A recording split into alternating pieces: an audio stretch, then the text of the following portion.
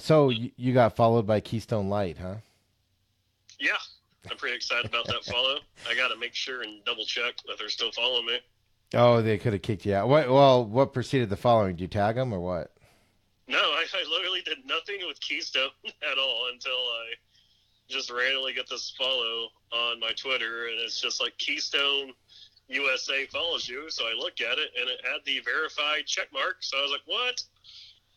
The Stones, baby. Wow, that's what's next? Schlitz Light or Let's see Schmitz here. Schmitz Gay? That's a good one from Saturday Night Live. Oh, Keystone Light no longer following me. So they followed you and then dumped you. Jerks. They must have been. You're not excited anymore. They probably wanted like the follow back, right? Yeah, oh yeah, I guarantee that because they have to make sure you're over 21 and all that stuff. So all those bigger Yeah, companies see, have. it looks to me like that's what they do because they have like 8,000 followers and they're only following like almost 5,000 people, or they only have 5,000 followers and Jason, they're that's following like Keystone Light. 7,000 people. Keystone Light But is they're not good, verified, man. so I don't know. Keystone Light is not good. I don't. Not anymore. I don't drink it, but that is not good. I was all excited. So Damn. your boy Zeke gets into trouble in what, February at a concert, and what's he do? Beat somebody up or something? He was arguing with his girlfriend and told his security guard to go buzz off. I think Didn't beat I think he anybody used up. different language than that, but okay. He might have pushed the guy back against the guardrail, and the guy said he had whiplash. I don't know, Yeah, the but concussion or whatever. But he did touch him. We do know that. And he said he didn't say buzz off. We know that. and he was wearing a outdated LeBron jersey for the Lakers, number 23. That's what you're. LeBron's changing numbers. That's what you were most upset about. Definitely outdated jersey now.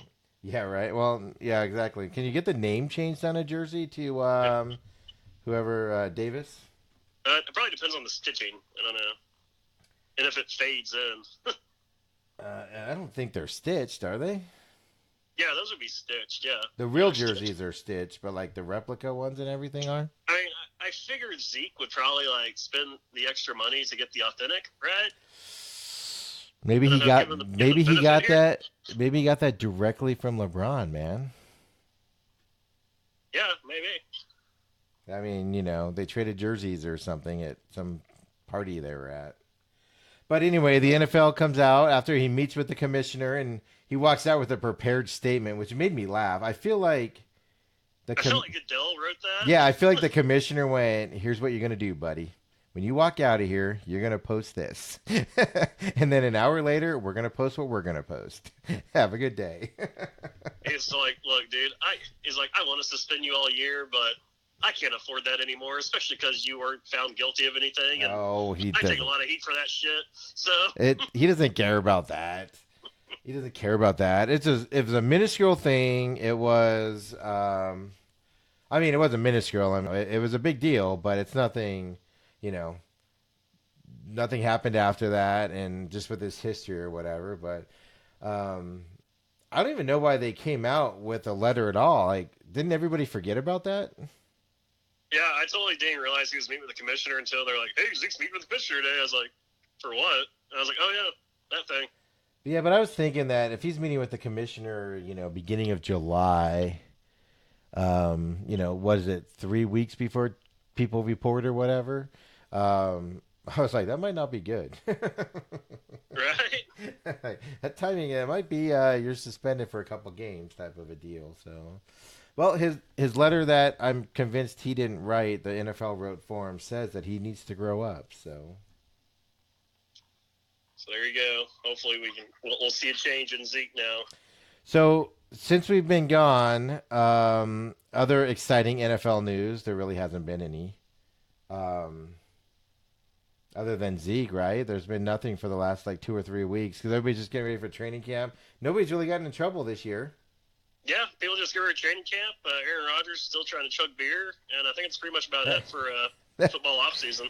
That was the best clapback I've ever had anybody say. When everybody else was doing it, and somebody was like, somebody was like, "Man, all these other quarterbacks." He's like, "Well, Well, at least they finally found something they're better than me at. Was Right? the best comeback by anybody ever, right there.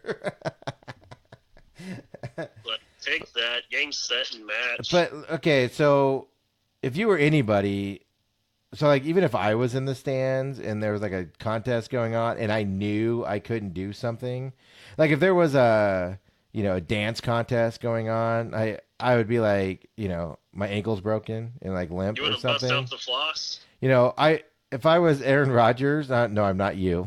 First of all, I taught you the floss. if I was Aaron Rodgers and I was going to, and that chugging contest was going on, man, that beer would be going up and then just accidentally drop all over the floor. Oh, darn it. Oh, dang it. I was so gonna do this, man.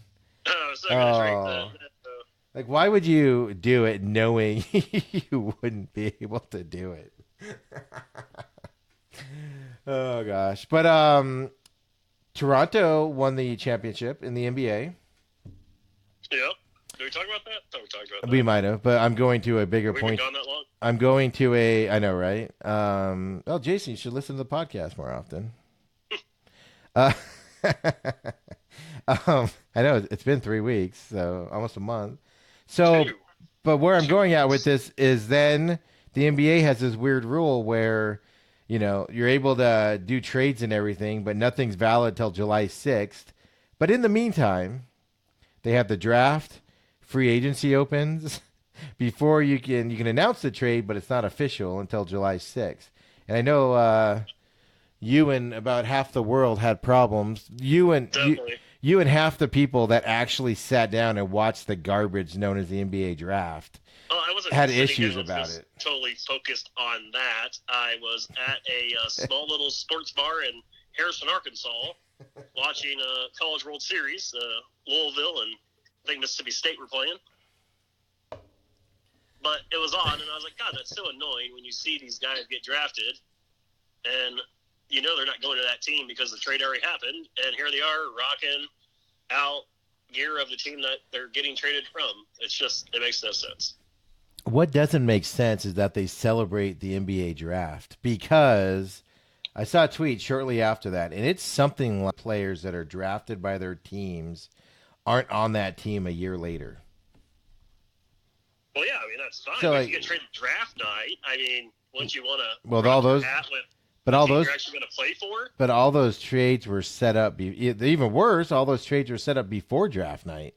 Exactly, and because the stupid NBA rules they can't go into effect, it doesn't make any sense. It's tacky. It's a bad look for the NBA. However, it keeps them in the news. That's the other side of it that they're doing. I think that's the motive behind it, right? Is because that's all everybody talked about draft night was who was going where. The whole NBA year we focused on this free agency class. Like Toronto won the finals, but in actuality, nobody really cared because it was all about where Durant, Kawhi, all these players that I'm forgetting names now are going. And so, nobody even cared about any of that. Like, the biggest thing that came out of Toronto winning was when their GM got pushed by a cop, and the cop said that he got pushed first, and all that. So that was, the biggest news after Toronto won was, was the cop lying or was the GM lying? And it turned out the cop was lying. But, and then it focused on this period here. But, I mean, the draft is so ridiculous to begin with for the NBA because none of those guys make it. Second round guys never make their teams. They very rarely make their team. Why are we even drafting people at that point? I didn't realize the second round was even on TV, to be honest with you. After the first, I'll even argue top 10. After the top, just have a 10-person draft because nothing else matters in the NBA. And even then, the top 10 will stick around just because they're going to get good contracts, and they're expected to develop or whatever. But you might be able to squeeze a guy out late who, I mean, is he going to be worth a damn? Probably not, but he'll be on a team somewhere. Yeah, but you could sign him as a free agent if you want him that bad. You know what I mean? But I just think the old NBA thing, because then, so the draft happens and everybody's all up in arms about that. And then free agency happens, which Man, if you look at the players that moved around this year, there's an argument to say that there are 10 teams in the West that have a chance to win it all and everything, and only 8 can make the playoffs. And Right. I'll even caveat that by saying we don't know where Kawhi's going yet. So there could be 11 teams in the West that have a chance to win it all, and only 8 can make the playoff. Like, who's missing the playoffs between San Antonio, Houston, Golden State, Lakers, Clippers if they get Kawhi. You got Portland, Jazz, Suns you can ignore. Dallas is going to be improved this year, even though they didn't do anything in the draft because of their big guy in the middle that they just re-signed, Porzingis. But I mean, that's how stacked the West is at this point. It's just crazy talk. Yeah, I mean, I think it's going to be good. I still don't think. A lot of people are like, the Warriors might not even make the playoffs this year. I was like, all the Warriors do is get rid of KD, who they didn't have last year for majority of the year. I don't think the Warriors are going anywhere. I don't know why people seem to think there's going to be this huge fall off from the Warriors. Well, part of all of a it, sudden they're just falling to like the abyss. yeah, but they were doubting him. They were doubting him before too. I agree. Let's say they're not making the playoffs. To say the Warriors aren't going to be one of the 8 best teams in the West is a little asinine to me. Yeah, but they have so much. The thing I would say, and I agree with you. If they're healthy, they're making the playoffs. The question mark is can they stay healthy, man? Like, I know KD's one thing, he's gone, but I mean Clay. The big thing is Clay, which Clay's injury wasn't that bad. I mean, he didn't have surgery yesterday. He'll be back on a Tuesday. He'll be back on February or something like that, which the beginning part of the NBA season, who cares about anyway, right? Right, and then you have D'Angelo Russell, who went there, and But I mean, Steph Curry is one ankle twist away from being out for 2 months, and that's where it'll hurt him if he gets injured or they get injured like that. But I agree with you on that. I think, the Lakers, sure, they have 2 great guys. If they don't land Kawhi, they're going to be in trouble. They have nobody else on that team. And Lord knows LeBron can't play 82 games full minutes anymore. Right. Anthony Davis basically sat out last year for the most part. I know he played, but, it wasn't like normal minutes or whatever.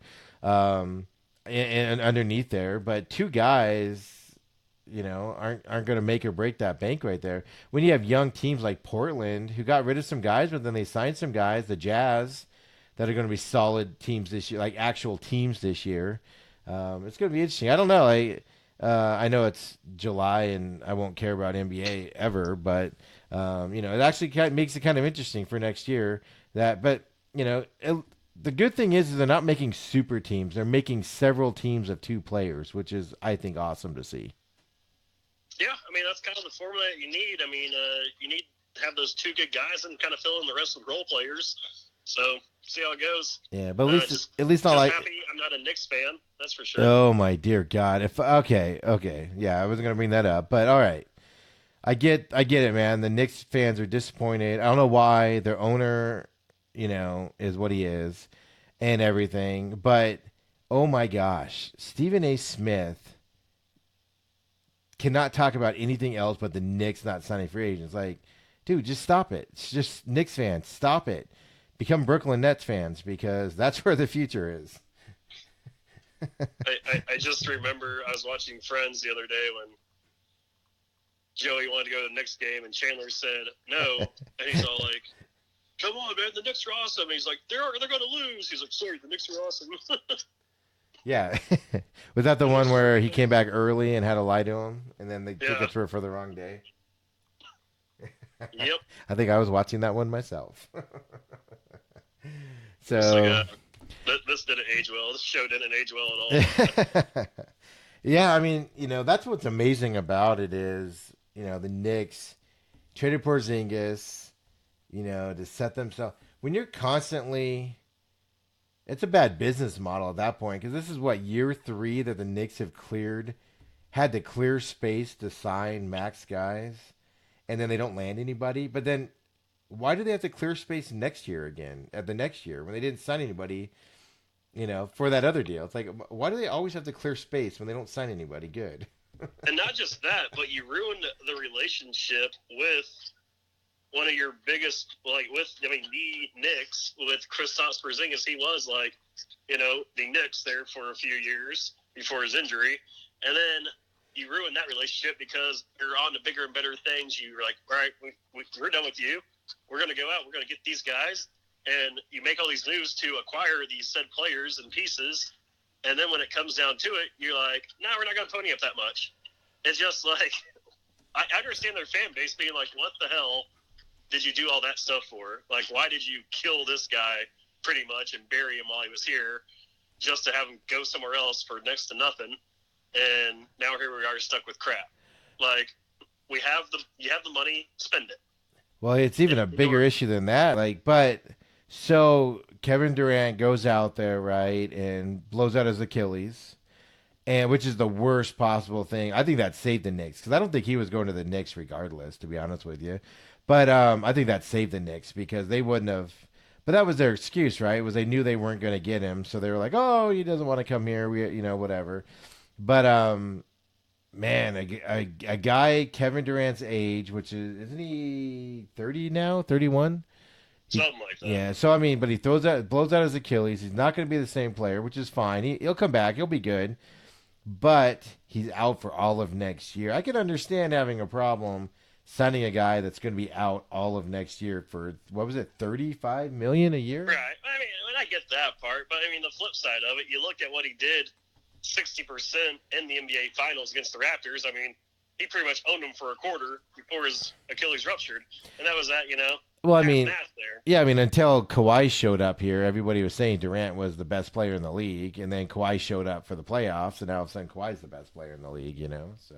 And, of course, that narrative will change next year and as we get further and further and further into the playoffs. Yeah. So did you see LeBron James tweeted out on June 27th, the praying hands emojis with a 6 next to it? And then Dirk responded with the praying hands. It said 2011 next to it. I don't remember if I tagged you on that or not. So I did not see that. And I followed Dirk. What the heck? Oh, really? Yeah, June 27th. I'll send it. I'll tag you on it. But there's the bigger news that we haven't even addressed yet in Texas news. Is what the hell's going on with Whataburger? I guess what, Chicago-based company bought them? Yes. Is what I hear. Not too sure what else they own. Do they own like those other Chicago chains?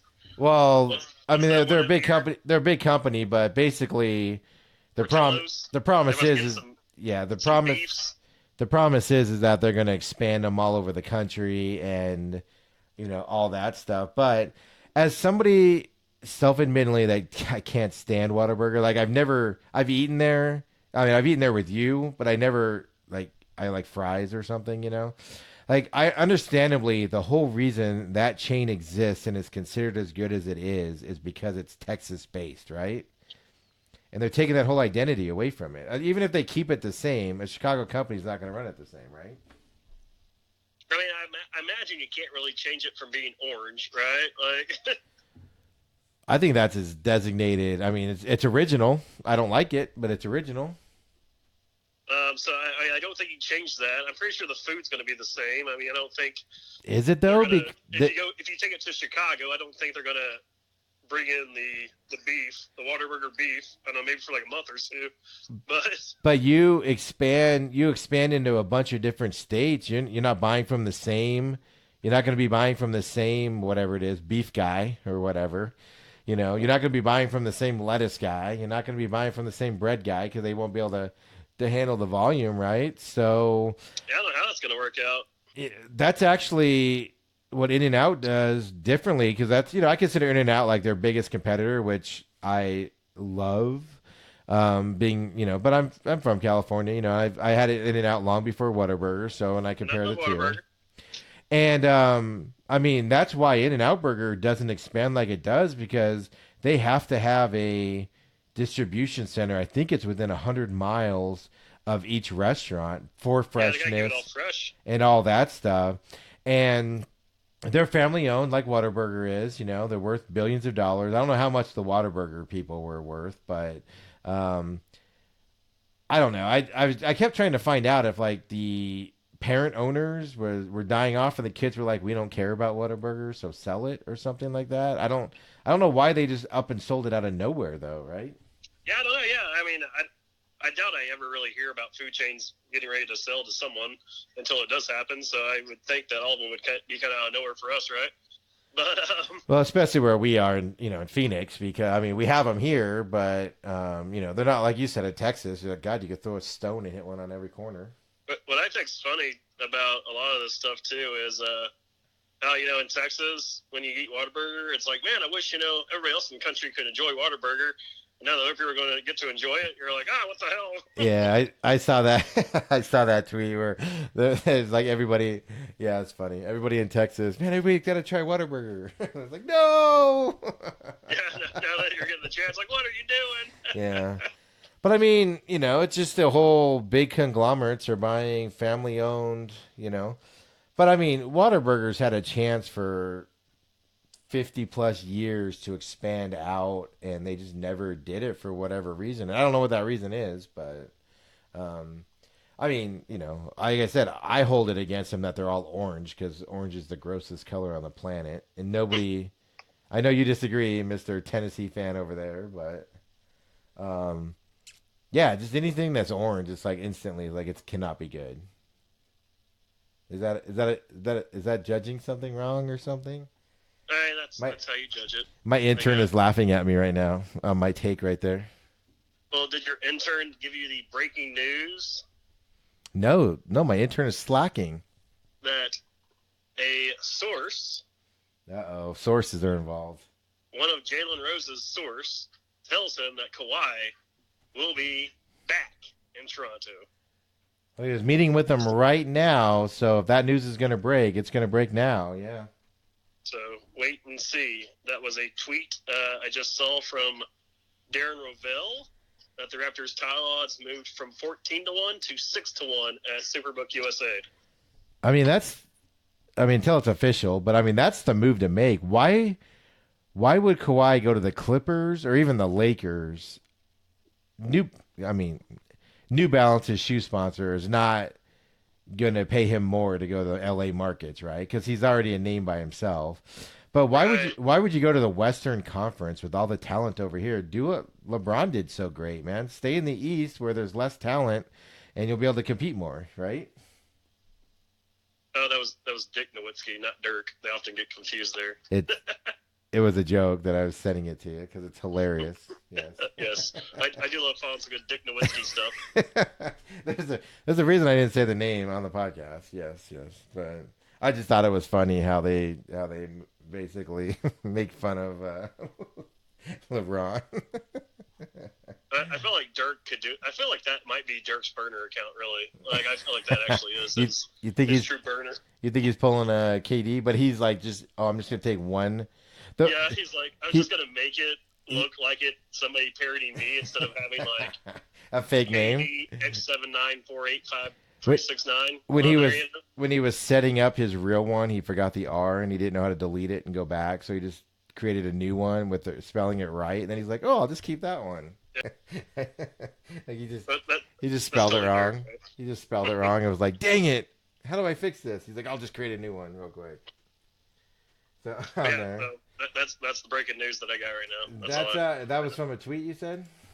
Yeah, Darren Rovell tweeting it out that could happen. Jalen Rose has a source apparently. Well, Jalen Rose source is probably Kawhi. Right? They do know each other very well and get along very well. So see, but here's the weird thing about Kawhi is nobody really knows Kawhi. Like Kawhi, he's just a really weird guy. Well, yeah, he's super weird. I don't think he clamors for superstardom. Like I don't think he wants to be the guy in LA. Right? Like I don't know. He wants to be the guy playing with two other superstars. But I think he would fit in well. Well, I think he likes to be the guy, but he likes to be the guy quietly. Right.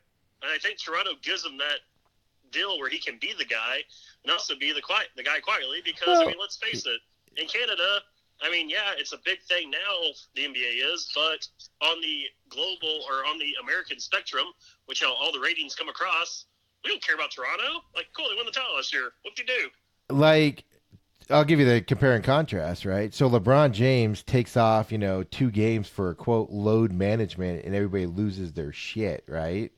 Because it's L.A. or Cleveland or what, the Miami, LeBron or Kawhi takes 22 games off last year, and you don't hear a peep from anybody about it. Yeah, I didn't even know that. Yeah, Didn't even know that. he missed 22 games for load management last year, and nobody said anything about it or anything. And that's why I think he's fitting there more than the LA market. I think 90% of that speculation, because if you notice, any good player that becomes a free agent is going to become a free agent. Where do they always assign them? Clippers, Lakers, Knicks, right? And then or Brooklyn, because that's New York too. Like they don't get assigned anywhere. Nowhere else has a chance or anything like that, because whether it's shoe deals or, like I said, I mean I agree with you on that. I mean he does his own thing. I mean he's got friends and everything, but that's what I like about him more compared to, like, say, KD. Is so KD, a reporter back in February, wrote a story about how KD is going to the Knicks or the Nets. It's already a done deal. He knows where he's going, and he's going to go play with the point guard that I'm forgetting his name right now, Kyrie Irving. Yeah. And Kevin Durant lost his crap on the guy, tried to get the guy fired, all this other stuff and everything, because he was like, how dare you write a story that's completely false? Nobody knows what's going on. I don't even know what's going on, whatever. The guy was right. But KD, the guy picked up on the signals and saw what was happening. The guy didn't have a source. He was basically guessing, but he put everything together as an educated guess. And Kevin Durant just lied. Kawhi, you know nothing, right? Like, nothing at all. Like, do you even know Kawhi's birth date? I don't even think Wikipedia knows his birth date. It was great, though, in the championship parade when he made fun of his laugh. That was one of the best things ever. All right. Sad thing. So, just throwing it out there. Speaking of sad, in Texas as well, Tyler Skaggs, man, going down. Well, going down is how you phrase it, huh? Yeah, I mean, I don't know how else to phrase it. I mean, he died, Jason. Yeah, he went down, man. Look, you put a dog down. Jeez. Oh my. Okay, you're not helping yourself here. All right, you're like that guy that tweeted how disappointed he is that he doesn't get to see Tyler Skaggs finish his season this year. He just made his first All-Star selection. Oh, what the heck? No, not that. But people are just like so insensitive, times like that. But no, man. I mean, young guy, 27. We know him out here because he came up in the Diamondbacks organization. Was drafted by the Angels.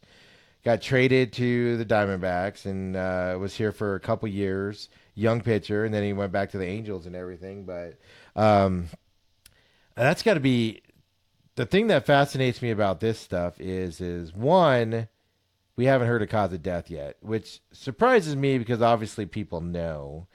So, but at the same time, I don't really want to know, because if it's something bad, I don't feel like we should know, And then two, let's just keep it where it is. And, the one thing that does make it interesting, though, is like if it is something like an ailment, like say his heart went out for whatever reason, naturally or whatnot, like that's as a 42-year-old guy and people die young, I'm always like, man, what got him? Because I want to, then I start panicking that I have the same problem, That's like a wake up call for everyone, I think, around that age, right? Yeah, like so. Then at 42, I'm like, oh my god, an athlete, a major league athlete who's in better shape than I've probably ever been in my whole life, even when I played sports, went down because like he had a stroke or whatever. That's like, I want to know what happened, so I can be like, go to the doctor and freak out about it, right? Exactly. But I don't really want to know if it was a drug issue or something like that. Like I feel like that should be private with the family. According to the police there at the hotel and in the area, South Lake, they all said that they've already ruled suicide out of the deal, but the autopsy is going to take until at least October, maybe. What? Yeah, so that's the weird thing. Blood work and stuff does take a long time. Well, that tells you it's nothing obvious. That it was nothing obvious then. Right, like they couldn't go and they were like, oh, he just popped himself with, this and that. Like they didn't find a needle. Yeah, there's no needle sticking pill bottles, I mean, the bigger, that's, it is devastating, but could you imagine being a baseball player where you're literally with Tyler Skaggs, you're literally with him from February till September, October, pretty much every day. You see them more than you see your kids, your family, Right. everything, and then just one day he's not there. It's oh my god, how do you even go back out on the field at that point? And it's not like it's not like I'm going to use probably a bad example, but it's not like your dad dying. And I haven't had that happen yet, but it's not like your dad dying, and you don't see him that often. You live hundreds of miles away, and it's devastating to you or whatever. But I mean, this guy, it's not like you go to work the next day and you can kind of forget about it when you go to work but I mean, these guys go to work, and where they go to work, that guy was at. Like, Yeah, that's where you get reminded of, Yeah, yeah, like I mean, like you said, no, like if our parents, died, I mean, luckily they haven't yet, but whenever that time does come, it's not gonna be one of those things where you go to work and it's gonna remind you of, yeah. oh my god, me and my Like, dad used to do this all the time at work, like Brett Favre's dad dying and then him going and play football, I can actually understand because that was his 3 hours to get away from it, not think about it, focus on something else, and all that stuff. Now, if Brett Favre went and his center had died, that would be a completely different thing. It's like, so it's like I don't understand. They won last night huge. What was it, 9-4 or something like that? Yeah, 9-4, 9-3. I'll give them that one, but come on, Rangers, pick it up. Okay. Right back out there again, right? Zing.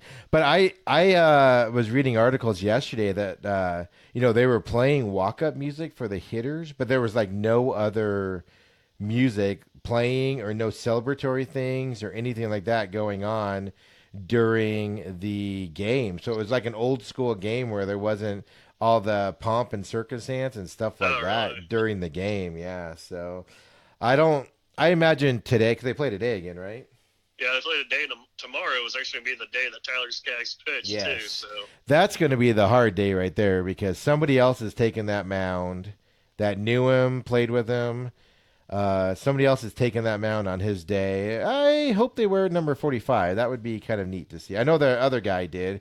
The guy, his roommate and everything did. He But wore 45 last night. And that's the thing, too. Like, not just is it, like, okay, he did die, but it's like, all right, we do have a full season to play out. Like, you got to call somebody up to take his place now. Yeah. Like, yeah. that's like, oh my gosh. And then, I mean, I know there was a radio station here locally talking about it yesterday where they were like, is today the right day to play? Should they, wait another day or two? Which, I mean, I think, because of what the season is itself, like, when are you going to make those games up? You're not going to do 2 doubleheaders against, this team. I think one, obviously the day you find out, like who was that? Not Rick Ankiel, the St. Louis Cardinals guy that died in his hotel back in the '90s, and but the Angels have been through this though with that one, With Edenhard, but he died in a car accident. That's like I said, right. there's different when you're that close to somebody. Like I hate to say it, but there's different deaths, right? Like dying in a car accident after a game is one thing. Okay, you can justify that, but somebody just not waking up the next morning when you saw him hours before at a game or whatever. I mean, I just don't understand. I don't know. I wouldn't be able to walk back out there that soon, but at the same time, I would want to get out there as soon as possible because that's like you said, that's even though, especially with baseball, because you have so much dead time. Like you can't tell me something doesn't cross your mind when you're standing out center field, for instance, or shortstop, and Right. something doesn't just cross your mind right there.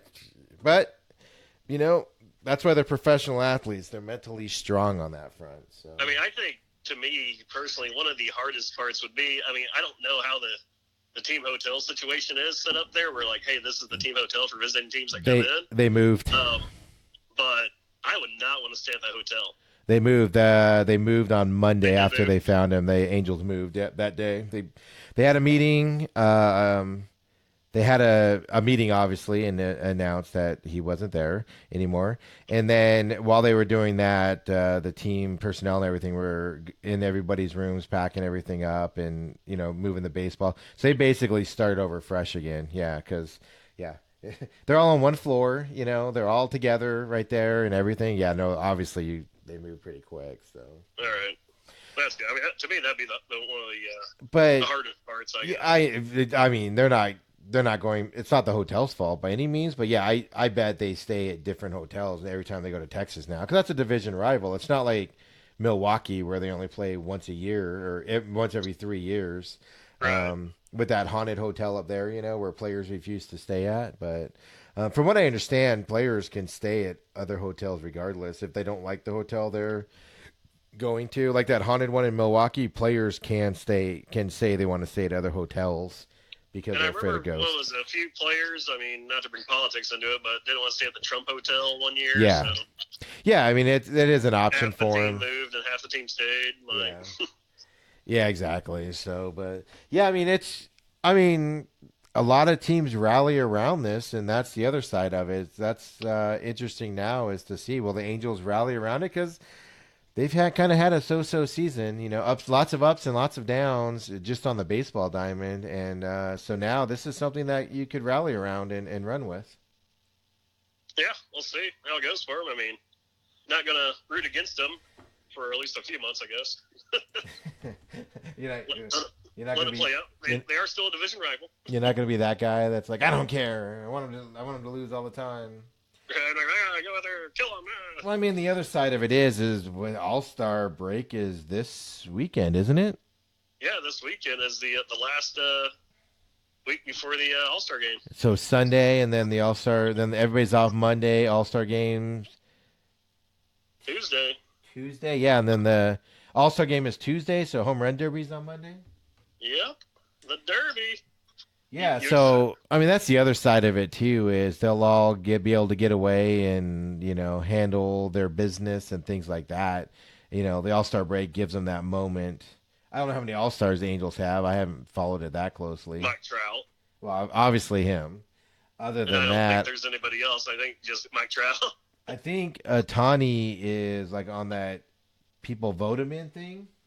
Did he make it? I don't think he made the reserve. Did he? I want to say I'm trying to look it up right now. I want to say he made it. Here, talk. I'll look. Last I saw, he didn't. Oh. From what I was looking at with reserves. But I mean, you might be right. That might have been Shoot. what I heard. That might have been what I was listening to yesterday. Was people were asking if he was going to make it on, and they were asking sources in MLB, and they were like, nobody is saying anything about who's making the additional spots on there. So there's speculation that Otani wasn't going to make it because you know who that's going to upset. You? So Japan? Yes, Japan. Yes. Yes. They stuffed the ballots over there, man. Well, it's all online now, so hey. Yeah. You gotta go to your local team and click the pencils in anymore. There's ways around that. So, speaking of home run derby, you excited for Vladimir Guerrero being in it? I wouldn't say I'm excited. But like I feel like he has to be in it for excitement. Does that make sense? Yeah. You want to see him in it as a young guy coming up, hits jacks, has struggled a little bit since he's been called up, but I feel like guys like him should be mandated to be in it. Yeah, I'm excited. Young guy. See if it messes up with his timing or anything. Of course, Carlos Santana, he's in it from Cleveland, so they have a hometown guy to root for. Of course. But every year there's been at least one player from the host team every year since 2013. In case you're wondering. I just assumed they put somebody in there obviously for hometown favorites, so that's not guaranteed. No, it's not guaranteed, but they've been doing it more and more so lately. Well, the way the Major League Baseball is now, every team has a couple home run hitters. Jeez, Right. all that's being. I mean, is the American League? I actually don't know the American League who made it on there, but I'm assuming every Yankee is on it because they've homered so much this year. For the most part. But no, so Pete Alonso from the Mets, rookie player, he's going to be in the Derby. Christian Yelich, the NL MVP from last year. That's from solid. The Brewers, he's in it. Josh That's Bell, solid. who I'm excited to see. in it. I think he should have got the starting spot over Freddie Freeman in the All-Star game, but he didn't. But he'll be in it. First Pirate in the Derby since Pedro Alvarez in 2013. And then Ronald Acuna Jr., That's solid. second-year player from Atlanta, has 19 homers this year. He'll be in it. He's a young guy. So a lot of young guys are going to be in it, it sounds like. And then there are a few rumors as well of possible players too who are going to be in. I think, what did I say right there? 6 players or so? Yeah. And I think you get 8 in the Derby now. So Joey Gallo, he's out. They said yesterday that he won't be in there. So that's kind of sad for me. I was hoping to see Gallo in it. But well, the room. We get Cody Bellinger, Aaron Judge. We'll see. I know he's been hurt this year too, so he probably won't be in it. You're not going to see Judge or anything because they've been hurt. So, yeah, yesterday when I was driving to Prescott for the World's Oldest Rodeo, they were talking about how Gallo, is going to be a surprise guy on there. And then 2 hours later, he's like, I'm not going to do it. If it wasn't for him straining his oblique, he would have been in there. So that's what. So yeah, he just got off the IL, as you say, in 2019. He just got off of that last week, so they made the call to say he won't be in it. And then Ketel Marte, though, his name's coming out. He said he would accept a home run derby invitation, so we'll see if we get some hometown player. That's what I was going to say. He's been pretty solid this year, and he got the start, didn't he, at second base? Yeah, he's starting. Yeah, so, I mean, he's been on fire. Yeah, according to MajorLeagueBaseball.com, 6 of the sluggers are known. There are 2 more open slots, and the brackets will be revealed tonight at 10 Eastern, so 7 our time.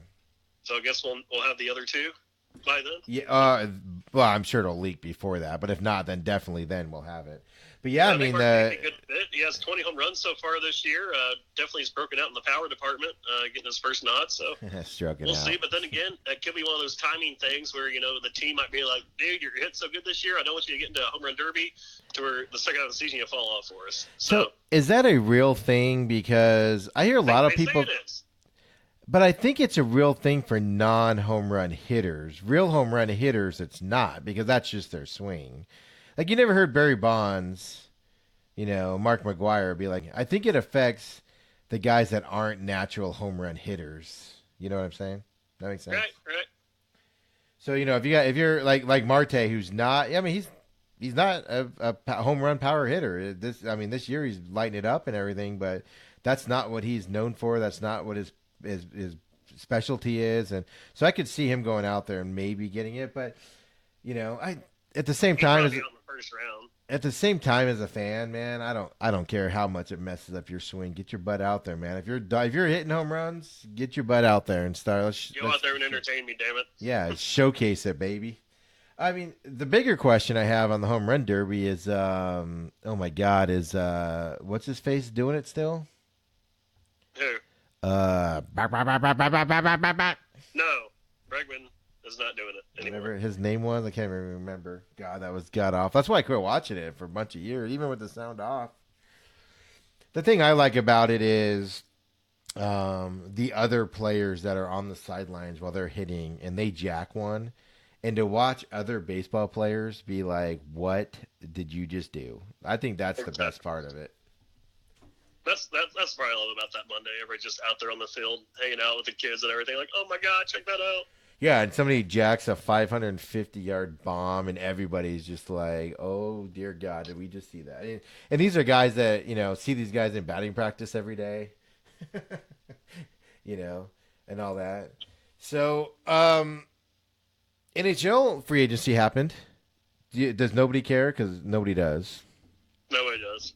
But the Coyotes finally traded for a superstar or a bigger star than normal in the NHL in Kessel from the Pittsburgh Penguins. Right. Look at the Coyotes stepping up for once. Stepping it up, making Tony Steele happy, right? I mean, he's 37 years old, but he's one of those workhouse guys. But the thing here's my question. So he had 52 goals last year, which is more than anybody on the Coyotes had, like the last 10 seasons. But when you don't have Crosby and the other stars of Pittsburgh sitting next to you, is he going to still have the same stats at 37 years old? Right. Yeah. Probably see a dip in that, I would imagine. Because everybody's counting on him at least matching those stats. And it's like, guys, like, Malkin, Crosby, they're completely different players than anybody else has on the Coyotes. So the big thing is I know you're excited about this. Women's National World Cup or Women's World Cup national team. Dude, rocking it out, man. So I'm a big soccer guy and I'm watching it. But my God, can we have a sporting event without politics come up at least once in our lives? Well, not when lesbians are saying they're not going to go visit the White House. 6 months ago? What, right? Like, seriously, she said that like in February. And that's my problem with it, actually, is I am actually mostly disappointed that the reason she is a hell of a soccer player. Like, what she did against France was nothing less than fantastic. Especially after getting crapped on all week. I felt like that made it even better. Yeah. So, but then after the game, Twitter, interviews, everything was, so 2 more games and then you're not going to go to the White House? And it's like, what the F, people? Like, obviously a superstar, all of that stuff. And then because she made that statement, that's fine. Don't go to the White House. I don't care. I would go just because it's the White House, but whatever. But that's what she is known for now. She's not known for her soccer, and that's actually how I feel sad about it is. First of all, after this tournament ends, last game is Sunday, right? Yep, and it's going to be against the Netherlands. I was going to say, who won that game? I just came across the wire. Okay. Are they playing today? Yep. Netherlands beat Sweden 1-0. So I didn't even know when they were playing. But so the game is Sunday. It literally just broke when you were talking. So they must have just got done playing. Just got done. So they are going to get done playing. People already automatically forget women's soccer. Like, so let's say the game ends at 3:00 on Sunday. Nobody's going to remember women's soccer at 3:02. Exactly. And you might live it that day. Yeah, I know. Obviously, I'm exaggerating. There'll be a 2-3 day, 4-day window, and maybe they'll come back. They'll have a parade, or they'll have some celebratory thing or whatever. But it goes away, is my point. And just like men's soccer, by the way, also. But so instead of her being known, and they're pushing how good the women's soccer team is, we're focused, so you got Morgan on the team. You have that goalkeeper has been really good. I mean, she was spectacular yesterday against England. Great save. What? Great save on that kick. Oh, that first half one or the penalty kick? The first half one was more spectacular. The one that was going to the corner and she got it out. But yeah, the penalty kick.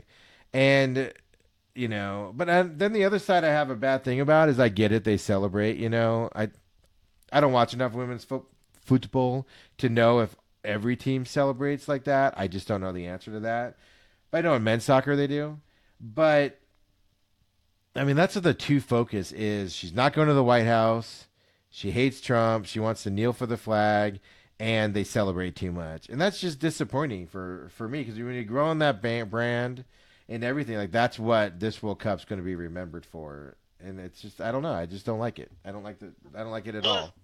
Also, the thing about the World Cup, what you got to realize too, is it is one of those things that everybody does talk about. Even if you don't know anything about soccer, you're talking about how the women are doing in the World Cup. But, the first thing that says, I mean, if I'm talking to, somebody in my family that I know doesn't watch soccer, I'm like, oh, man, the World Cup game, like, oh, yeah, I heard that, Megan Rapinoe's not going to the White House. I can't believe she always wants to bring politics into sports. Like, that's not even how it is at all, said family member, probably my mom would say that. And I'd be like, that's not even how it is at all. Hi, Mom. Like, she would literally, ask the question, would you go to the White House? She said, no, I'm not effing going. In February. She said she felt that out saying the F word. Yeah. Her mom. In February, she said that. But that's my point, is how many people are being turned off by this. This team is good, like, if this was the men's team or basketball or anything, people would be way excited about these guys. They're that good compared to everybody else.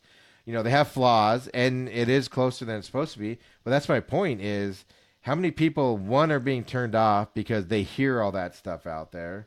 You know, it's no different than this Nike shoe Kaepernick thing. It's got so blown out of proportion, and it turns people off that aren't paying attention because of all the side stuff on there. And that's what I'm disappointed about. And then you have the celebration yesterday with the T, of course, beating England, which I thought was fantastic. But there was an old Angels player who wasn't excited about it and, voiced her thoughts, saying it was disrespectful. I feel like Americans, you talk about the celebrations itself. I feel like Americans celebrate probably a little bit more, a little bit better. Hell, for God's sakes, they have a Hulu commercial out where they do a celebration of them watching Hulu. Yes.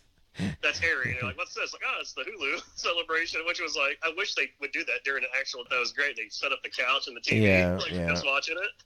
I get, well, they have a problem with it because they're Americans, right? I mean, anytime an American does something, that they don't like, it's, they're dirty Americans. So fine, whatever. Feel that way. You have a problem with it because you're not winning. But you have a problem because you lost. I know, that's your main I know, but Americans do celebrate more than, you watch men's soccer and like they score, and they run and they slide and then they all huddle together and they walk off. They're not drinking tea, they're not, fake clapping, like golf clapping to make fun of people complaining about it and stuff like that. Right. But then just the interviews, I actually, just the interviews turned me off. Like that girl with purple hair, I don't even know her name, the one that won't go to the White House. Like somebody asked her about the British people complaining, and like her response was just like, really? That's your response? Just say, hey, we're just happy to be here. And we're happy we won the game, we scored, and move on. But I feel like they're rubbing it in, and I don't know. It's cocky attitude. I would feel the same way, if it was dudes doing it, but just because it's women, I feel like I'm even more like, ew. And then yesterday too, I saw some people that were upset that Alex Morgan during the post game on Fox said that I think she thinks the goalkeeper, she saved her ass, and then she goes, our butts. They're like, oh my God, she said ass. These role models for women, like, get off of it. Right? Like, I agree. I know. Your mom's swearing up a storm at the house, and she's all upset that somebody said ass on television. Like, whatever. So, it's just, This is daytime Fox. I'm going to go back to watching my soaps and the scandals and sex and lies. Right? It would just be nice to have a sporting event where, we can just enjoy a sporting event with all that extra crap in there. Because, like I said, it's just sad. I mean, for a sport that is growing, for a sport that needs help growing, and the focus isn't on soccer. I mean, people would be, they beat England yesterday, and then they go right into the T pose and, how the British are upset about it and everything. And it's just like, okay, let's just focus on the soccer side of it, is my opinion. But today the British tabloids come out with a picture of Alex Morgan and Megan Rapinoe. I believe that's how you say it. Yeah, that's why I didn't say it. Saying, are these American stars too arrogant? Saying, underneath, they are so unpopular, even the French will be backing England, which I think, to me, that's just everybody's mad that they're getting beat.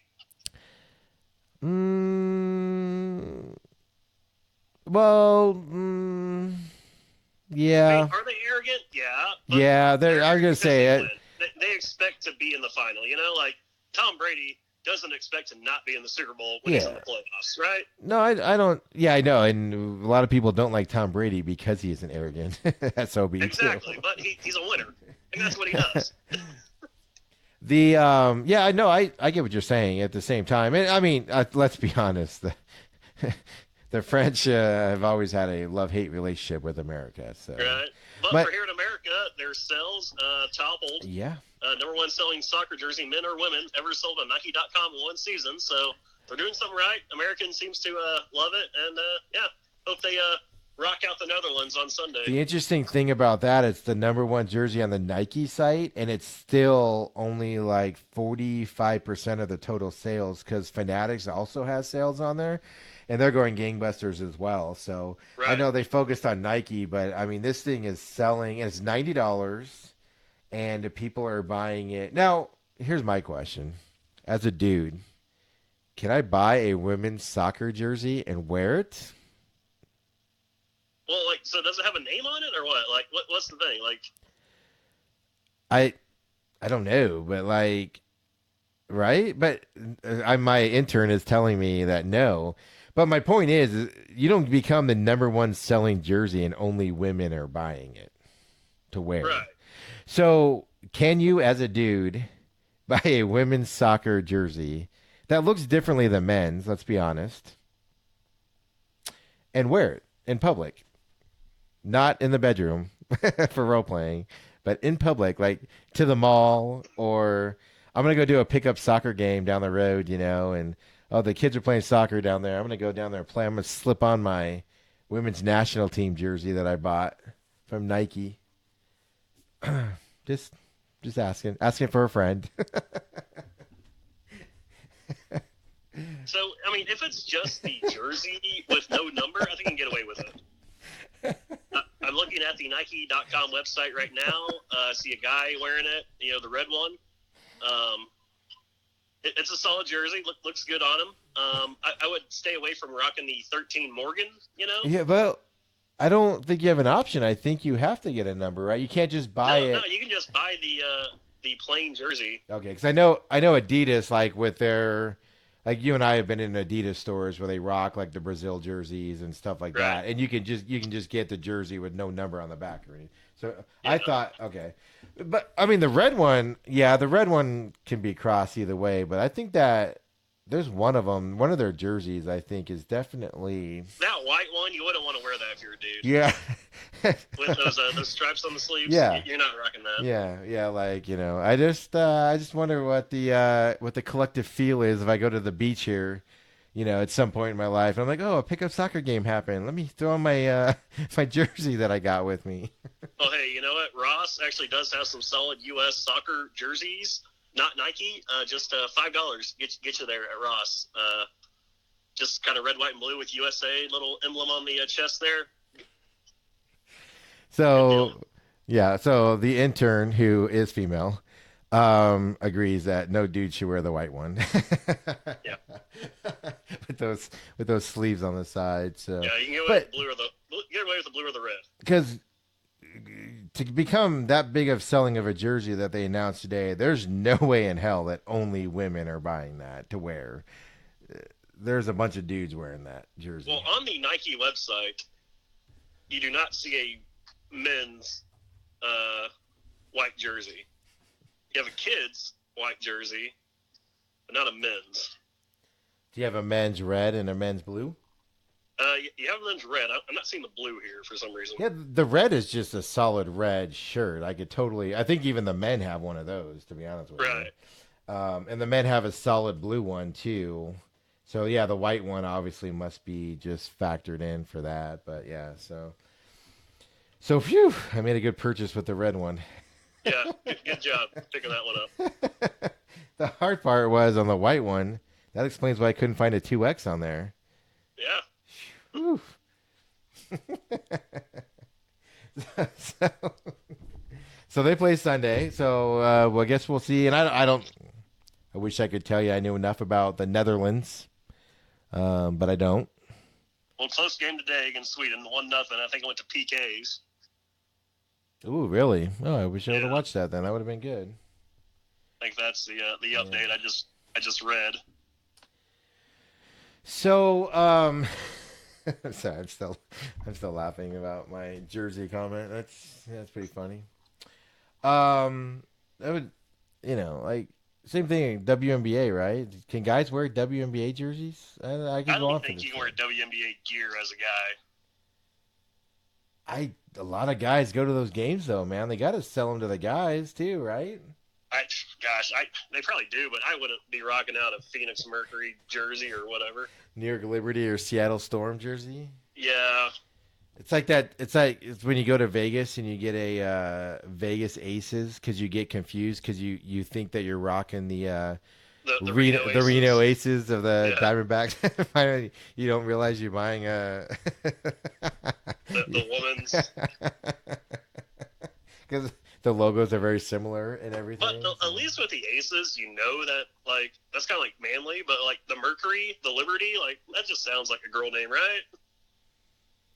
Well, you know, That. Jason, America's liberty, land of the free. I don't know what you're talking about on that one, but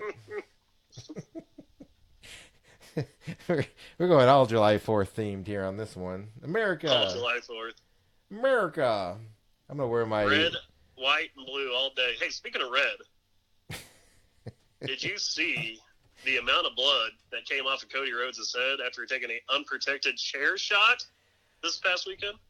The back of his head? Yes. Yes. That 12 stitches. Here's my question. Well, before we get into what we're going to talk about, how do you get 12 stitches after getting hit in the head with a chair, doctored or not, and not have a concussion? Right?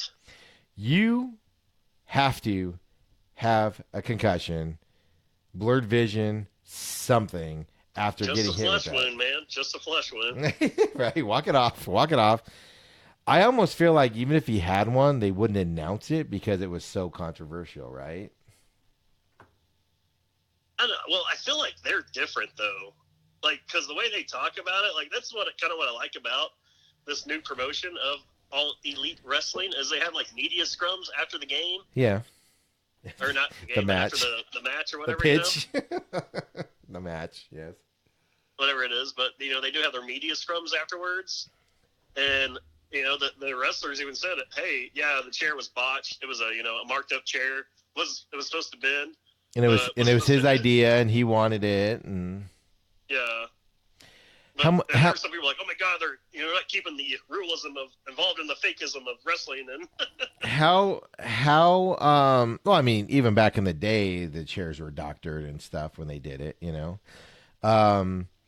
but how much of that it was AEW's lawyers going, here's what you guys are going to say when you go out there, right? because they still have to be sanctioned and everything wherever they wrestle. And I'm just going to throw a state out because I don't know specifics, but let's say New Jersey's like, you can't do it. You can't do the DDT. Like, that's why those moves went away. It's not because WWE was like, these moves are dangerous, we can't do it anymore. It's because wrestling commissions were like, people are dying and getting seriously hurt in lower divisions trying to duplicate your guys' moves, So that's why, that's what kind of has me wondering if the lawyers were like, here's what you guys need to say when you go out there for sanctioning reasons. Yeah, I'm not too sure. I mean, I don't think it was anything like that. I think it was just one of those things where it happened. I think wrestling gets away with a little bit more than there's no boxing doubt. and UFC. Here's my other problem with it is, right, like, we all know why it was outlawed, right? I mean, it's unsafe. Concussions. Headshots aren't the best. We've learned over the years. Headshots aren't the WWE has best. not used one since 2010 on TV. And that wasn't like a small. Like, I could see a way to do a headshot on it with takes like 3 steps over to him, and just full windmill swing of this thing over his head and comes down on the guy like. Which the chair shot wasn't the thing that got him. If you watch the video, it was the back of the chair which got him in the back of the head. He took the chair shot fine. The guy just wasn't in the right spot. But that's the issue is I mean, your job as a performer out there is to take care of your, is to take care of your person you're out there with. They have to trust you that you're going to hit your spot with that chair, and all that stuff. So, I mean, it's just in 2019, it was shocking. But one of my favorite things, and I get it, it's an upstart league. It needs to be shocking to stand out, right? They're going to push the envelope at the beginning because they need to be different.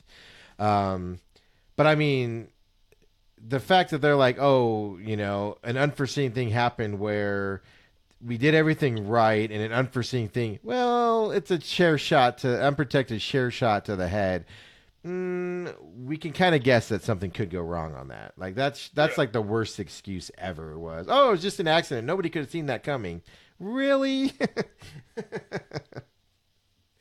It happens. Well, not much anymore. The interesting thing is going to be is how when the next time we'll see that move happen. Exactly.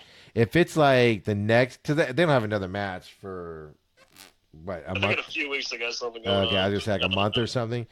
Yeah. I bet you we don't see one during that one. But then the second one, will we see something similar? It won't be that way again. They're never gonna do it like they just did it. Where, like I said, the guy's doing a whole windmill, across the ring type. It'll be something where, they're closer together, and the guy's just holding a chair and he brings it up and just cracks him over the head with it or something where it can be more controlled. I think is what you'll see, but that'll tell you how the lawyers and how AEW is going to react to it when they do it next time and how it's done. But even after that, I mean, they still had another match in there that had, John Moxley, formerly Dean Ambrose, against another guy where it was a hardcore match with thumbtacks, barbed wire, and all sorts of crazy stuff. So yeah, I know. They didn't shy away from any of that stuff in that It's one. all shock value at this point for AEW, man. It's kind of like, remember when UFC or whatever mixed martial arts first came out and they were able to like close fist hit and Yeah, no gloves. yeah, and everybody loved it that loves it because they were like, oh my god, it's so barbaric, this is the way fighting should be, blah, blah. And then like all the regulators got involved and then they started having to wear gloves and they couldn't close fist anymore. And it's going to be the same thing with AEW. You have to start off with that shock value to get those fans that are going to be into it. Because otherwise, if they came out and they were just like the WWE with none of that stuff, then why would you even watch that? When you're already seeing it someplace else. Exactly. But I don't know, man. It's I wasn't upset about it. I was shocked that they did it, but at the same time, it's like, don't come out accident. You couldn't foresee it. Come on. I can think of 1,000. I can foresee 1,000 bad things that could happen with that hit right there, and I'm just sitting at a table, So let's not pretend that it was just it might have been a freak accident, but let's not pretend that you couldn't foresee this accident happening, And I could see the executives sitting back there and going, "Oh shit!" Yeah, when the guy's down on the ground and you see blood pouring out, you're like, "Oh wow, we screwed up." And he has to be. A lot of time wrestlers get help, quote unquote, helped out of the ring, for show. But that was obvious that guy was getting helped out of the ring, So, well, we'll see. I haven't watched any of that stuff. I haven't sat down and watched it. I don't pay for that stuff or anything like that. You can watch that one for free on the Bleacher Report app. I did the other day. Pretty good little show there. Oh, well, yeah, I hear it's good. So, what's his new name? It drives me nuts. I can't stand it. Moxley. John Moxley. That's his old name. I know. Instead of his new name, that's his old name. I know, but it's just like, I hate it. It sounds cheesy and corny. I'm too logical for that stuff. Like, really, dude? Like, let's get a real name on there. Did you see, not to get too much into wrestling, did you see Vince gave up creative control? Yeah, big move there. Paul Heyman on Raw and Eric Bischoff on SmackDown. Digging it. Which, I'm interested in the Heyman angle, because obviously what he's known for is being the business guy for, what's his face? ECW. Yeah. And then now the advisor or whatever to Brock Lesnar. So yeah, well, exactly. So I mean, he comes from that background and he's that side of it. But the interesting thing is, I mean, they were, the article I read said Vince will still have a say in stuff, but as the final stuff comes, they're able to go down to the final two things, and they didn't say overrule him, but they're able to basically do their own thing, even though he has. He can still approve it or disapprove it. Vince is always going to have final say in that company. I think what is cool about this is that Paul Heyman can now go directly to Vince and be like, hey, look, here's the idea. What are your thoughts? Let's see if we can work around your negative stuff about it and make it happen. And, same with Eric Bischoff, who coming from the WCW side, I mean, he did, he beat Vince for 90-something weeks back in the 90s with Nitro and Raw going against each other. So I think that's a good move for them, too, especially with them going to Fox. Well, I think that's why this move's happening. I'm wondering if, well, the SmackDown side at least, you think Fox is pressuring Vince like, hey man, like, what are we spending all this money on right now? From what I'm hearing, that is exactly right. Where Fox was not happy with the ratings starting to take a dive, so it's exactly what we got going on there. I think a rating dive though is expected when you're changing networks, right? Like, why invest in SmackDown on Tuesday night if it's just going to go to Fox here coming up and everything's going to change, Yeah, but I mean, the storyline should still be in place, right? In October, like you're not just gonna Yeah, you're not gonna. change everything Yeah, over. that's true. But at the same time, I don't know, man. I could see Fox being like, "Hey, let's wrap this stuff up and come in afresh." And that's what I'm kind of hearing from Fox is that that's what they want to do. They want to really push and make a big debut because they're going to think they're going to be in LA for the debut. Yeah, it's a big deal. And they're going to have all this other stuff. So, I mean, we'll the storylines can continue, but you can kind of wrap up storylines and then start, like I said, freshly. So if you have two guys that have been in a storyline for whatever 2 months, you can kind of wrap that up, and then the big surprise is they're on the same team when they go to Fox or whatever. Right. Not a big deal. Hey, here's some breaking news. Sources say the Phoenix Suns have traded Josh Jackson. And they got Kyle Korver for him, who they will buy out. So Kyle Korver getting bought out. Well, this is the problem with the NBA. Going back to the NBA, right?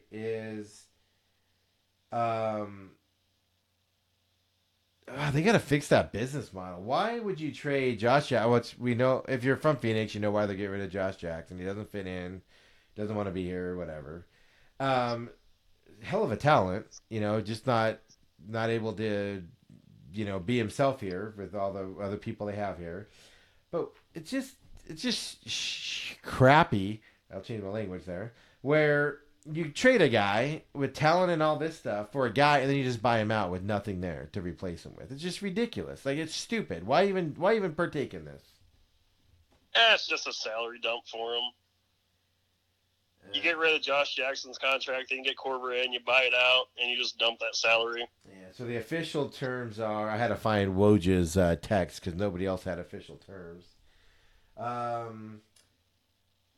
So, I mean, Josh Jackson was a number 4 draft pick. How many years ago? Like 3 years ago? I mean, yeah, something like that. And he's not a bad player. It's just he didn't fit in here, whatever.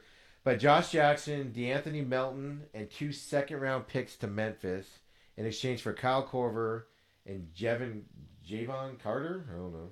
Yep, Javon Carter. No, Javon. I don't know. Do you know anything about Javon Carter? No. He's great last name. I know that much. He's trending in Phoenix right now on Twitter. So,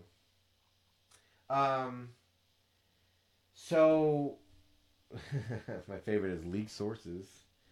So the Suns. Okay, so then another person saying the moving Josh Jackson paves the way for the Suns to keep Kelly Oubre, which there's been a lot of debate if they're able to keep him or not. So Oubre was the move for, which I agree with on that. If you got to unload Jackson to keep Oubre because he's a local guy and fits in. Well, you get $3.6 million extra there. You're saving now, so yeah. So, but yeah, I mean, but I just, NBA, that's why it's confused. Nobody knows what's going on. Like I was reading last night that the Warriors, with all these moves and trading for D'Angelo Russell, because the NBA has a hard cap. You can't go over a certain amount, whatever it is. The Warriors are $200,000 underneath that amount. So they literally cannot sign another person because they'll go over that hard cap. Like, that seems ridiculous, right? Yeah, that's why I can't stand NBA free agency. I just don't understand it. I don't understand how people understand it. Like, you're right. I have more respect for Wojnarowski.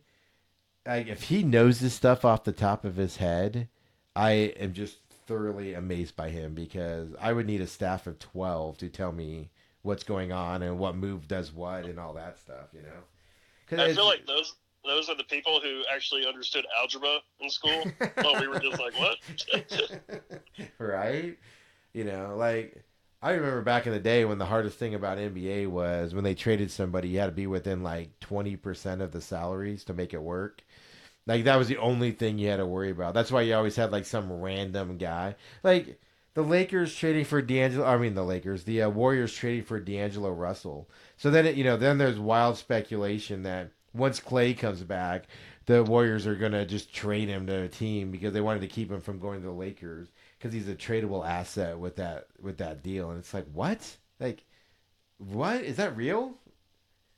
Yeah, it's mind-boggling. You trade for a guy you don't want, and you're gonna keep him, and then you're planning on trading him for other assets and everything. It's like I don't get it at all. It drives me batty. So Basketball's a weird one. yeah, it's like whatever. I don't get it. It's whatever. So what else is going on? Anything exciting? No, I went to Omaha. That was cool. The College Oh, World Series. that's right. You were there that day that the Louisville player was f bombing the thing, and then he gave up huge hits in the ninth to lose it, right? Yes, Vandy. I was there when Vandy clinched. Yeah. That was pretty funny to watch that kid flip out like that and then get lit up next inning. So, yeah, and then you were in Branson, America's toothless land, Branson, Arkansas. There, Branson, Missouri, not Arkansas. I Come know, on, get it right. I Get it know, right. but I call it Arkansas just because it's right there on the border and it resembles Went to Arkansas. the second, well, what was once the home of the second Walmart, Harrison, Arkansas. Probably could have made a full set of teeth in that place with everybody in there.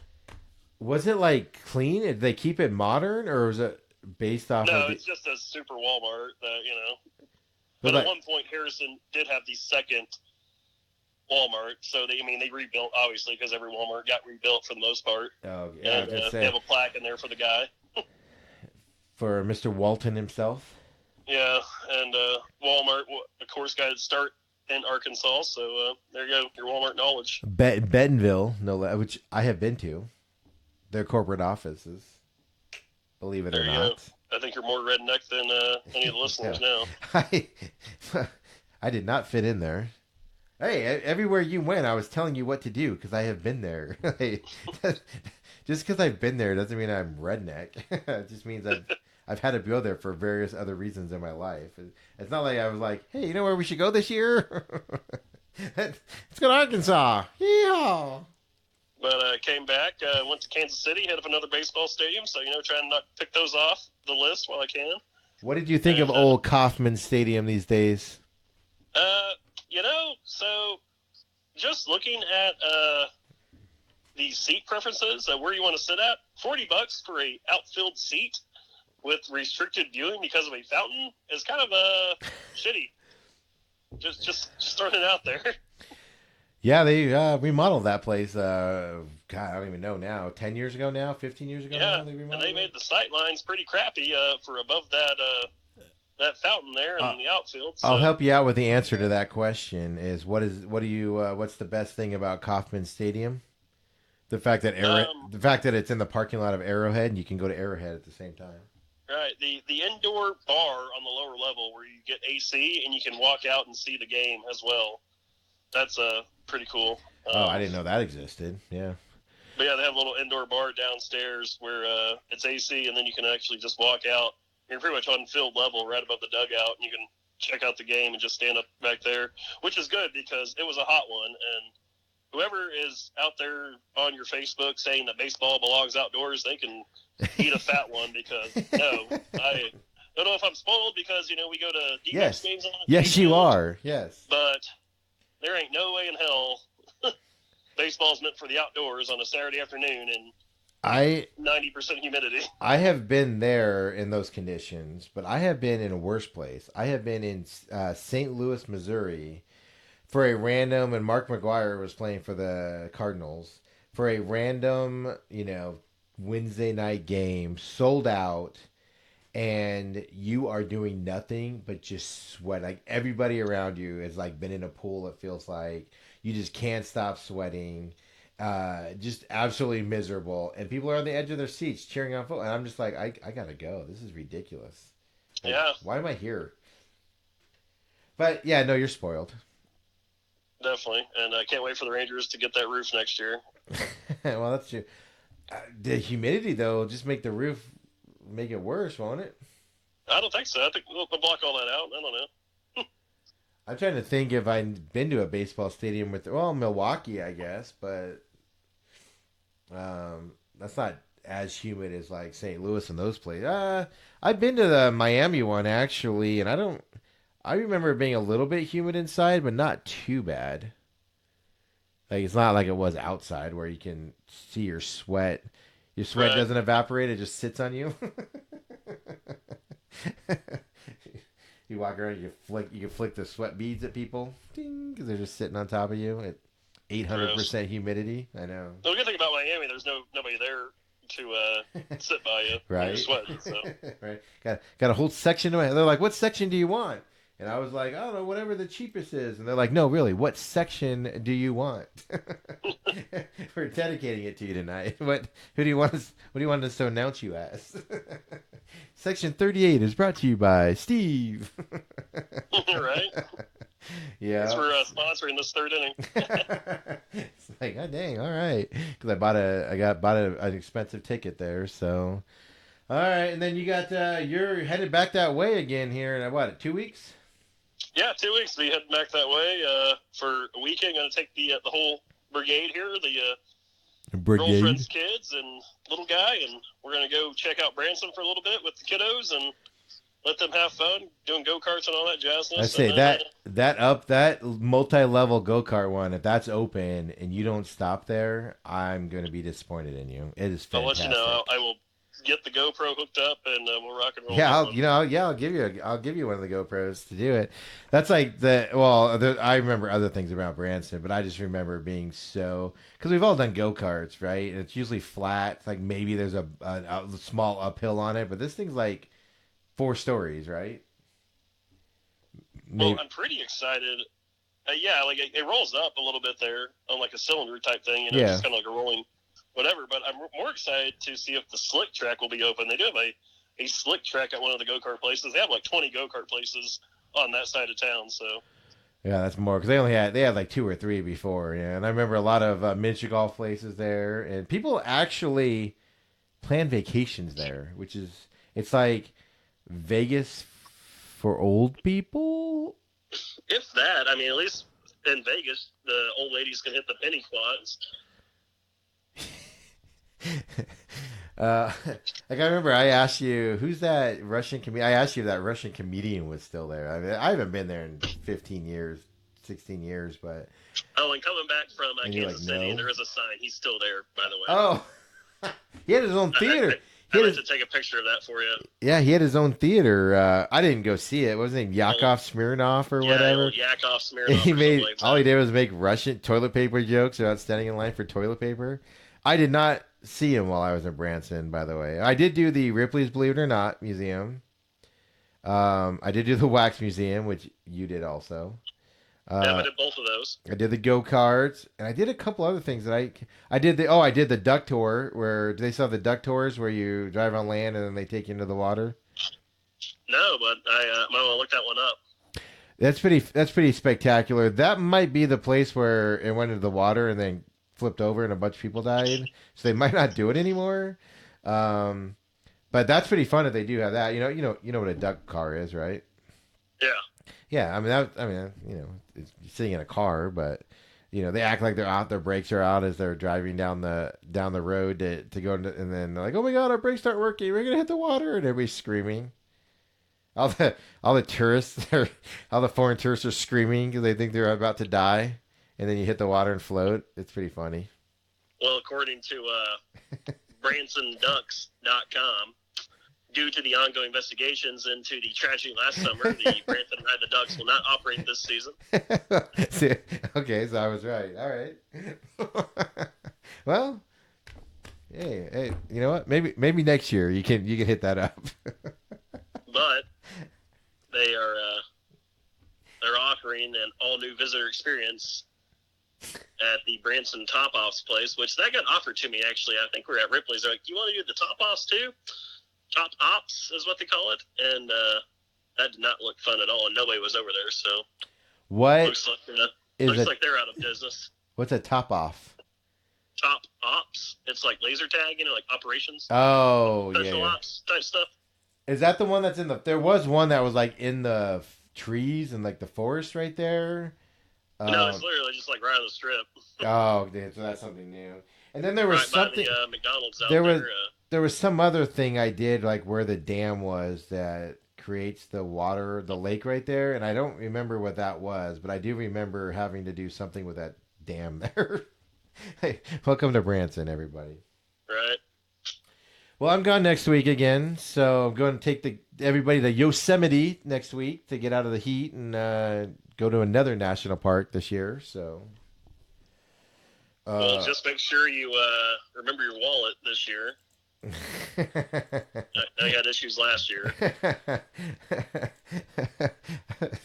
It's funny when I went to the Yellowstone trip with my intern here and her family and everything, and it was like we were driving through Moab, and I was like, oh, here's where I ran out of gas, and here's where I did this. It was pretty funny. Oh, that's the Taco Bell I stopped at. I left my wallet at. We didn't go that way, so I couldn't show him the Taco Bell in Aspen or wherever the heck I was driving through to stop at to eat. So we didn't go that route. So yeah, but there's something fascinating about waking up and having it being like 30 degrees and having snow everywhere when you're up in those areas. So I think that's summer home material. Dang, I'm just looking up this story now. These Branson ducks, by the way, and Did I should have. Well, I brought it up, and then I was like, "Wait, that might be where that one like capsized or something." So don't. Yeah, apparently last year it happened too. Yeah. I didn't hear about this story. I don't know, But, yeah. Geez, speaking of old people who go there, I mean, everybody that died was pretty much in their 70s and 60s, except for their grandkids that they brought with them. But, yeah. I don't remember the details. I just remember it hit the water, and it was like a windy day. It's like the waves went up over it and like took it down or whatever. So yeah, we got video, Steve. All right. I know. Jason, I know there's video. I actually watched it. I remember watching it last year. So yeah. Holy cow, that does not look appealing at all.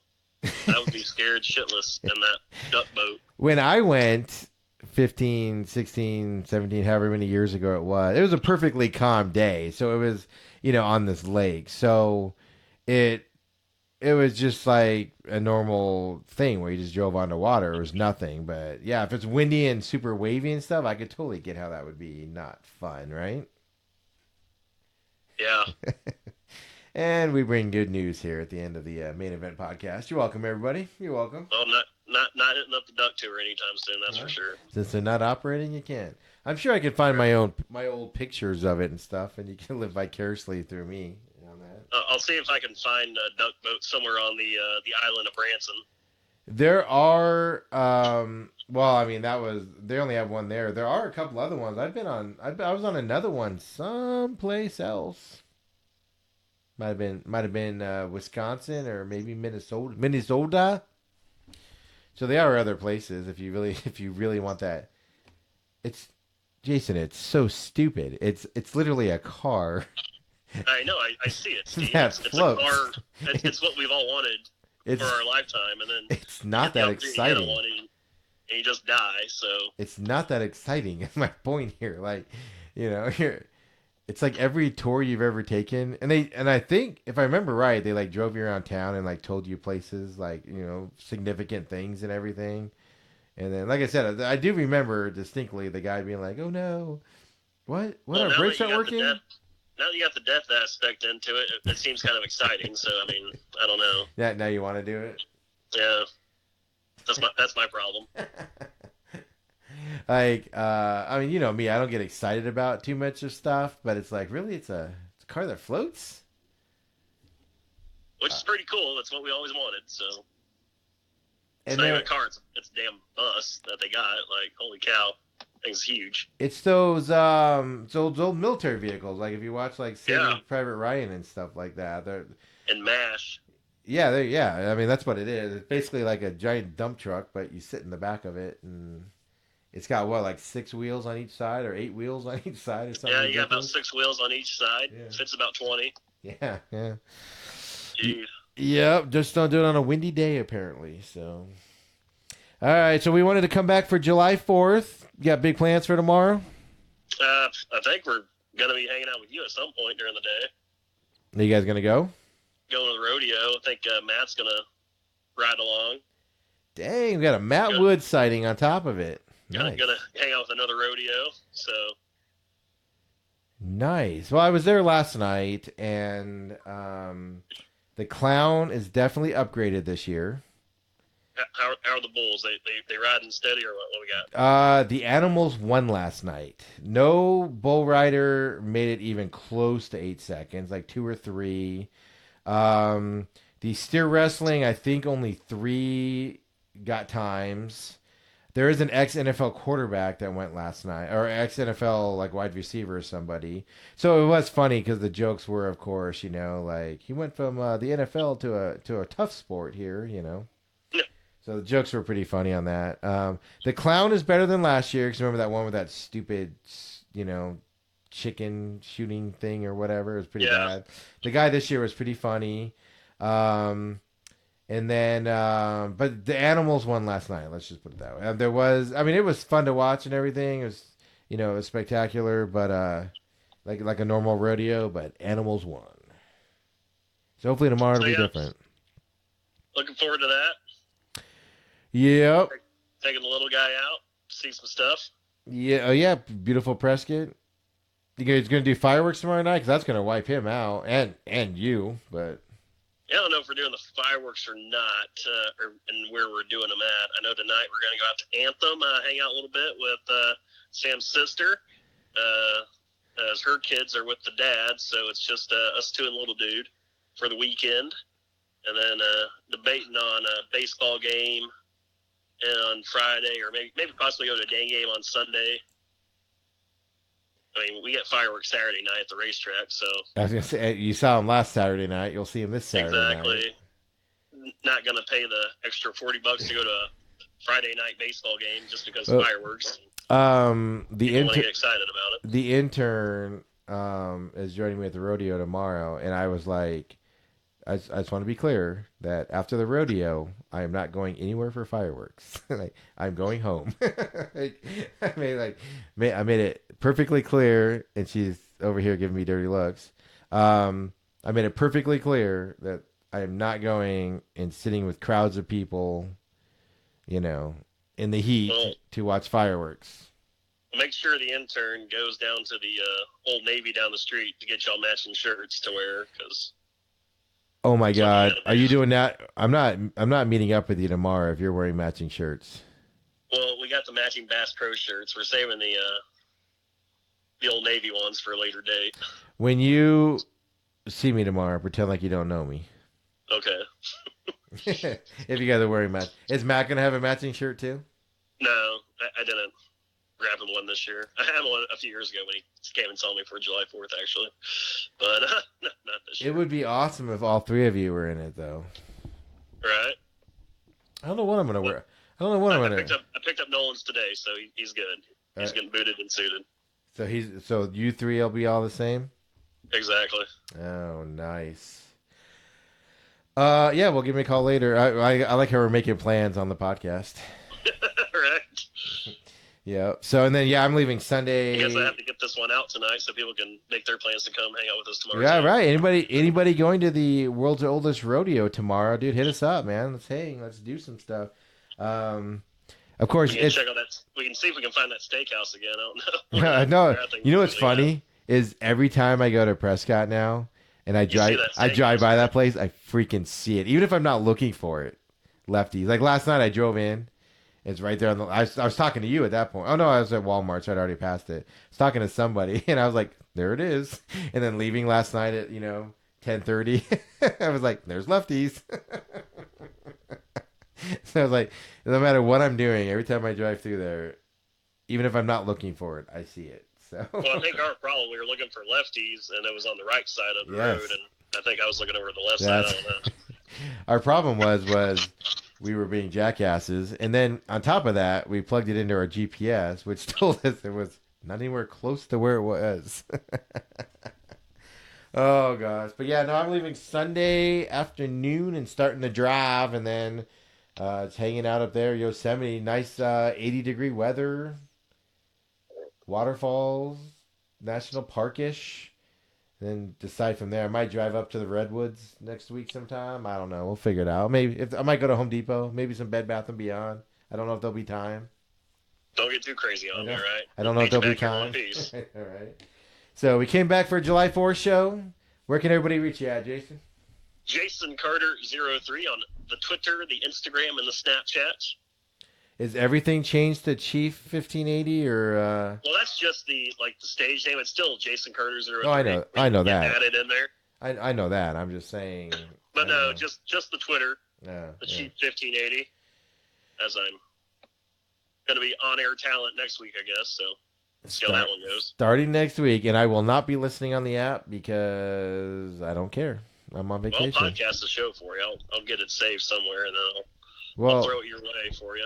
The podcast is just on their website there. So yes, Jason is. I don't think they podcast that one, so I'll get it saved and just email it directly to you. Yeah, because I'm thinking, yeah, no, I'll be. Well, you know what? When's that going? Wednesday? Oh no, Wednesday I'll be either driving or hiking or something. So yeah, I probably won't. That's what 6 p.m. So 6 to 7 local here. Yeah. I don't know what's the time difference there. No, we're on the same time as California. Okay, so. Yeah, it'll just be if I'm stuck in civilization, because I anticipate not having. I'm assuming it's gonna be like Yellowstone where I have like no signal whatsoever. So I haven't been there since I was a kid. So we'll see how it is. Actually, and the kids are more excited about this than they were about South Dakota or Yellowstone or anything. So I don't know. I'm kind of scared. They know something you don't know. You're getting ready to walk into some big Fortnite convention. right. It's like they're projecting Fortnite onto what's that, El Capitan, the one that everybody climbs with no ropes and everything. Right. They're gonna project Fortnite onto that, and I don't know about it. They're like, don't mention it's the it side to of them. like all the Pokemon Go deals or something. I don't know. Yeah. Now I'm gonna be scouring the internet, seeing what's going on at Yosemite next week. So yeah. You're doomed. Yeah. So 2 weeks. We're off for another 2 weeks, unless anything major happens. We'll do a call in again, like Jason's calling in today, in case you can't hear. Hopefully not. Hopefully it doesn't sound that weird. Nah, it shouldn't at all. So you can reach me at SMAC500 on all those same platforms. Check us out. It's a good time on there, and we post weird things. I post weird things that I find. Did you see? I tagged you on it today. Did you see the Barstool My Mood thing that I tagged you on? Was that with the U.S. soccer players hanging out? No, it was the guy on the boat. Oh, yeah, I saw that one. I just retweeted one where the U.S. women's soccer national team, after the game yesterday, is just dancing around in their shorts and their sports bras. Is that real? Yeah, they're on Snap. That's some girl's Snapchat or Instagram or something like that. I don't know which player this is, but she's rocking and rolling, man. I did retweet the guy on the boat being Mr. America on the main event Twitter page there. So plug everything else real quick, Jason, and we'll get out of here. What do we got here? Well, on the Twitter, which Steve likes to. I think that's pretty much your Twitter now. I don't even know if I can sign on to it. But you can hit us at the Main Event Pod. Wow. On Facebook, I can sign into that one. That's the Main Event Podcast. Put it up there in your search bar and give us a like, share, follow, mention, whatever that stuff is. Also hit up the mainevent.com, and you can find us there on all the shows. Go directly to that landing page there for you. And also check out gestaltproduction.com if you're a race fan. I guess mainly racing now, right? We always say we're trying to venture out, but nobody's taking us up on that offer. And the one person that did can't get hold of them. So, well, yeah, I guess we're still working on that. But if anyway we did it, I mean, we could still post it. But yeah, but yeah, no, I mean it's we're getting more and more stuff out there, and some ideas coming up that we're having to set up some things, but these vacations are getting in the way of it. But some more stuff coming our way here, coming for the fall, I guess we could say. Yeah, I'm working on some new imagery and all that stuff, so we'll see how that goes. I just saw your thing. It just says mood. Yeah, Yeah, they're in the locker room or whatever. just dancing, acting Yeah. a fool. There's not. I mean, there's a couple that are in their sports bras, but I mean, the main one is that they're just dancing. They're celebrating. You know what? My favorite part of that, to finish up my thought, was all the tweets and everything talking about like, oh, not much has changed since 1774. Hey, all the American Revolution against the British and comments were pretty funny. So Yeah, the Tea Party. I saw a Tea Party tweet yesterday. It was pretty yeah, good. I saw somebody was pouring out their like Lipton iced tea at the stadium Yeah. or something. Yeah, I saw that. That So, was pretty funny. Before we do roll here, I do want to give a shout out to old Dylan Cease with the White Sox. Formerly a Cub, was part of the deal to get Jose Quintana. And the North Side, he pitched his first game as White Sox today. Got the win, struck out 6 in his major league debut. And that is actually pretty exciting. Who were they playing? They were playing the Tigers, but I had the chance to hang out with Dylan Cease a few years ago when he was with South Bend, when I was doing some stuff up there for school, and actually drank a few beers with him at the local sports bar called Champions down there in South Bend, where all the locals like to hang out. So The big, I mean that is exciting, and I'm not poo-pooing it with my next sarcastic comment as I leave here. And he did all that with the expanded nets, huh? For safety. there you go. Baseball's wussy. Did it all, baby. All right. Dylan Cease. See y'all in 2 weeks. Later. Oh, you're not doing your signature one? Oh, no, I thought you were hanging up. I don't know. Well, it's not. Yeah. It's still recording. You can still do it. Just Oh. edit it. Well, God bless you. God bless the troops, and God bless America. All right. 1776.